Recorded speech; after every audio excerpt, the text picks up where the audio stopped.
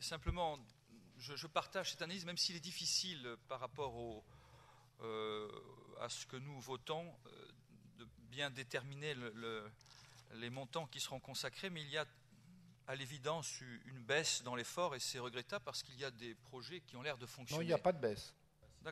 Mais il y a une stabilité, mais il n'y a pas de baisse.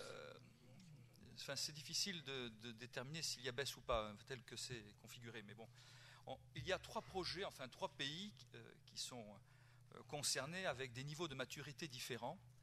Pour ce qui concerne l'Arménie, je trouve que là, pour le coup, on commence à voir se mettre en place une forme de gouvernance et des infrastructures qui vont permettre de pérenniser une fois que l'on devra quitter ces territoires. C'est notamment le fameux centre de formation. On n'en parle pas dans cette délibération, mais il a été évoqué dans une autre délibération et je pense que c'est financé par le Fonds arménien de France. Je crois que c'est une très bonne chose parce que ça va permettre de pérenniser, de créer des infrastructures qui vont rester.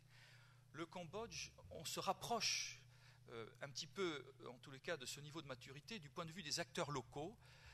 C'est peut-être le temps, plutôt que d'assurer des formations, de mettre en place une infrastructure de formation, mais on sent que c'est au niveau institutionnel que cela reste encore un petit peu balbutiant. Il y a cette convention de coopération qui doit être signée, mais j'ai des doutes sur le niveau d'implication des institutions, puisque ce ne sont pas des représentants locaux, mais c'est plutôt des représentants de l'État. Mais en tous les cas, je crois qu'il y a peut-être une accélération à apporter en mettant en place cette infrastructure de formation. Sur Haïti, on a vraiment l'impression, il y a eu d'abord des intempéries qui ont quand même bouleversé largement ce qui a été fait, qu'on est dans une logique de l'urgence. Autrement dit, qu'on n'est plus du tout dans un type d'intervention qui caractérise les deux autres et qui rend la tâche relativement compliquée, ce qui fait qu'on n'a pas beaucoup de visibilité. Quoi qu'il en soit, il a été prévu deux choses. Tout d'abord, un cadre conventionnel qui se met en place, des durées homogènes et troisièmement des plans d'action détaillés.